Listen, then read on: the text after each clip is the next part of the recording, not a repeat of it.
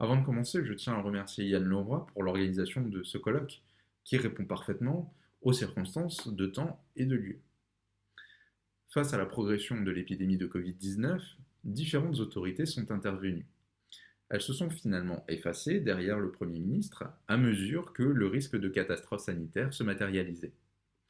À un stade où la vague épidémique n'avait pas encore déferlé sur la France, les préfets ont été en première ligne pour lutter contre la propagation du virus au titre de leur pouvoir de police administrative générale. L'article L 3131-1 du Code de la santé publique confie pourtant au ministre de la Santé une police administrative spéciale en matière sanitaire, notamment en cas de menace d'épidémie. Mais le ministre de la Santé n'a réagi que très tardivement par un arrêté du 4 mars 2020. Et dès la mi-mars, il ne s'est plus tant agi de lutter contre la propagation du virus que d'endiguer la catastrophe sanitaire en déclarant la guerre à cet ennemi invisible à l'œil nu. Le Premier ministre est alors monté au front, d'abord médiatiquement lors du point presse du 14 mars, puis juridiquement le 16 mars. C'est en effet un décret du Premier ministre qui, à l'aune des circonstances exceptionnelles découlant de l'épidémie de Covid-19 et au visa de l'article L 3131-1 du Code de la santé publique, a fixé le 16 mars 2020 des mesures plus contraignantes que celles alors en vigueur. En définissant un cadre juridique spécifique, la loi du 23 mars 2020, d'urgence pour faire face à l'épidémie de Covid-19, a finalement donné un fondement plus solide à une telle intervention du Premier ministre. Ce rôle du Premier ministre, en cas de catastrophe sanitaire, interroge en creux la place des autres acteurs, centraux et décentralisés. Avec l'état d'urgence sanitaire, le législateur consolide la redistribution des rôles au niveau central, à l'œuvre depuis le décret du 16 mars 2020. Les ministres s'en trouvent confinés au second rôle. La loi du 23 mars 2020 participe du resserrement de la définition de l'état d'urgence classique au détriment du ministre de l'Intérieur. Elle réduit également le champ d'application de l'article L 3131-1 du Code de la santé publique, au détriment cette fois du ministre de la Santé. Si la déclaration de l'état d'urgence poursuit la préservation et le rétablissement de l'ordre public en général, l'instauration d'un régime d'état d'urgence sanitaire permet d'apporter une réponse spécifique aux catastrophes affectant l'ordre public sanitaire. Ainsi amputé, l'état d'urgence classique en devient lui-même spécialisé. En réalité, la loi du 23 mars 2020 marque l'aboutissement d'une spécialisation déjà latente dans la loi du 3 avril 1955 sur l'état d'urgence. La loi du 23 mars 2020 a ainsi une portée qui dépasse celle annoncée dans son article 7. Cet article dispose que le chapitre 1er bis du Code de la santé publique, relatif à l'état d'urgence sanitaire, n'est applicable que jusqu'au 1er avril 2021. À supposer que le législateur ne pérennise pas le régime d'exception propre aux catastrophes sanitaires lorsqu'il ne sera plus sous la pression des circonstances, il est tout de même peu probable que la réponse à la prochaine catastrophe sanitaire soit orchestrée par le ministre de l'Intérieur. Si les caractéristiques des catastrophes sanitaires ne suffisent pas à imposer un cadre juridique spécifique aux mesures de police administrative nécessaires, elles devraient, à tout le moins, conduire à écarter à nouveau l'application de la loi du 3 avril 1955. En cas de catastrophe sanitaire, le parallèle avec la loi de 1955 aurait pu imposer l'expertise du ministre de la Santé. Cela trahit de manière plus évidente encore l'effacement du ministre de la Santé au profit du Premier ministre. Au terme de l'article L 3131-1 du Code de la santé publique, des mesures ne peuvent être prises par le ministre de la Santé sur son fondement qu'en cas de menace sanitaire grave. Ce fondement ne paraît plus adapté dès lors que la catastrophe sanitaire est établie. L'article L 3131-1 du Code de la santé publique a par ailleurs été modifié par la loi du 23 mars 2020 pour permettre au ministre de la Santé d'user de ses pouvoirs de police après la fin de l'état d'urgence sanitaire. Le législateur, le Sénat notamment, a ainsi imposé une exception stricte du domaine des dispositions de l'article L 3131-1 du Code de la santé publique, circonscrite à l'avant et à l'après-catastrophe sanitaire. Pendant, le ministre est réduit à faire profiter le Premier ministre de son expertise. Si le ministre de la Santé peut arrêter des mesures réglementaires, elles doivent être relatives à l'organisation et au fonctionnement du dispositif de santé. La réduction du champ d'application de la police sanitaire du ministre de la Santé au profit du Premier ministre contribue à une meilleure protection des droits et libertés. Loi d'urgence pour faire face à l'épidémie de Covid-19. Cet intitulé même appelé des garanties légales propres à assurer une conciliation équilibrée entre l'objectif de valeur constitutionnelle de sauvegarde de l'ordre public et les droits et libertés constitutionnellement garantis. La rédaction de la loi du 23 mars 2020 se démarque ainsi avantageusement de la rédaction, finalement pauvre, de l'article L. 3131-1 du Code de la santé publique relatif à la police sanitaire du ministre de la Santé. Le législateur a cherché à définir un cadre mieux adapté aux circonstances sanitaires et garantissant davantage les droits et libertés. Ce cadre témoigne de ce que pour le législateur, une catastrophe justifie une réponse d'abord nationale orchestrée par le Premier ministre. L'action des collectivités territoriales n'est alors que subsidiaire.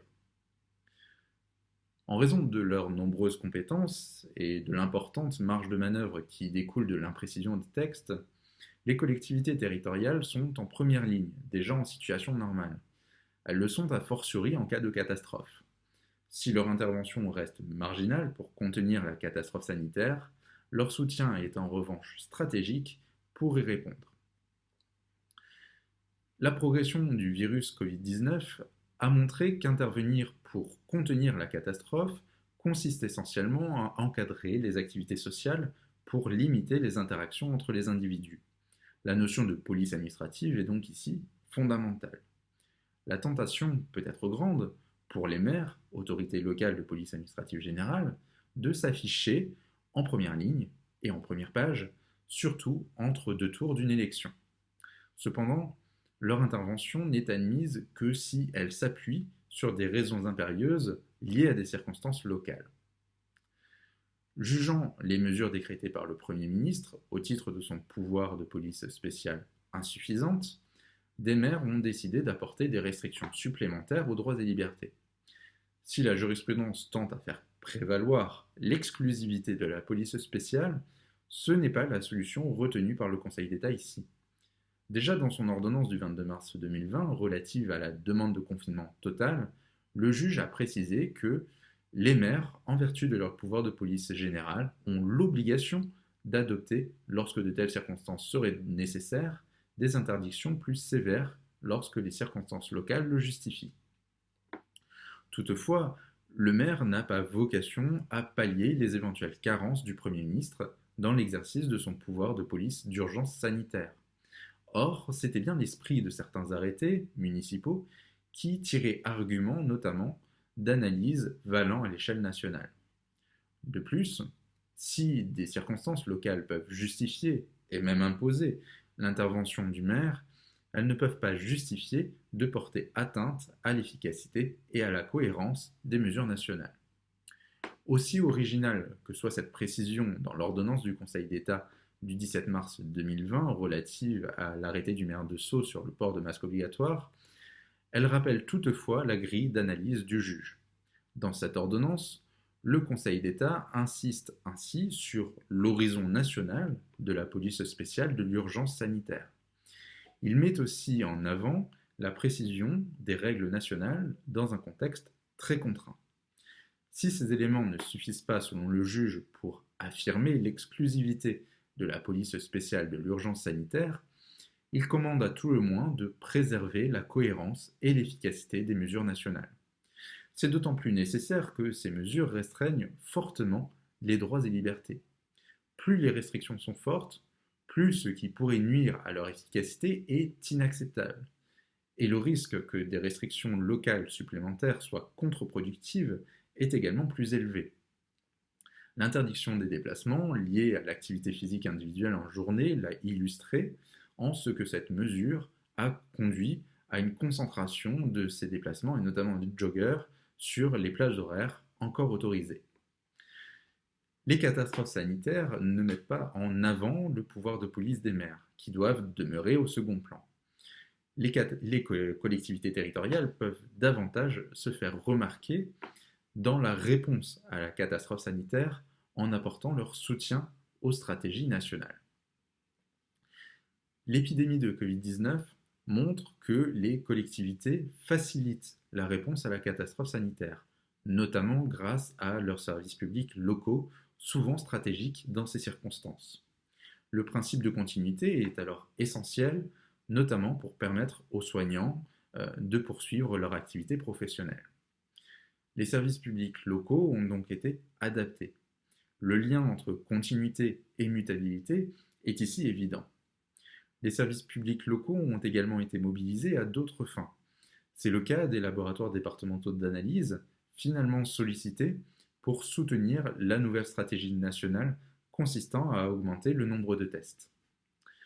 La réponse à la catastrophe sanitaire impose non seulement de mobiliser les services publics locaux au cœur de la crise, mais aussi d'envisager leur rôle à l'avenir, dans le cadre d'un lent, progressif retour à la normale. Dans cette phase également, le soutien des collectivités territoriales est essentiel et recherché. Il est difficile d'imaginer une reprise rapide des activités humaines après une catastrophe sanitaire, surtout lorsque cette dernière a imposé la paralysie du pays et de ses partenaires économiques pendant plusieurs semaines. Au regard de leurs compétences, les collectivités territoriales sont en mesure de créer les conditions de la reprise. L'objectif est alors d'éviter qu'une réplique de la catastrophe sanitaire ne survienne à cause de la multiplication des interactions entre les individus.